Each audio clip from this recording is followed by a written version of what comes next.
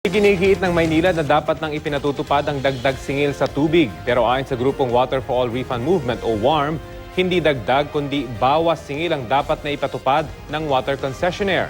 Balitang hatid ni Julio Segovia.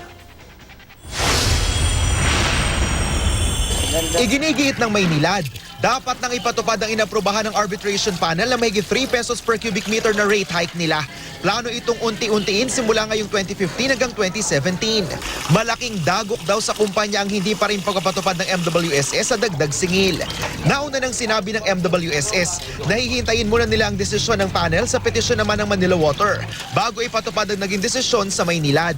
Pero para sa grupong Water for All Refund Movement o WARM, hindi dagdag, kundi bawas singil ang dapat na ipatupad ng Maynilad. May impormasyon din daw silang may desisyon na ang panel sa petisyon naman ng Manila Water, kung saan panalo ang MWSS at talo ang water company. Kitang-kita na nanloloko at nandadaya, ito'y malinaw na hold up sa taong bayan, hold up sa mga water consumers. Sa impormasyon din ng WARM, kinatigan daw ng arbitration panel ang posisyon ng MWSS na hindi dapat ipasalo sa consumers ang corporate income tax ng kumpanya.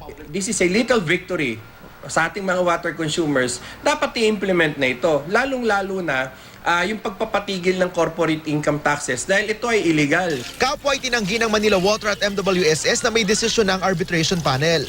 Iniakyat ng dalawang water concessionaires ang kaso sa arbitration dahil imbes na dagdag, bawas singil ang inilabas sa desisyon ng MWSS noong 2013. Julio Segovia, GMA News.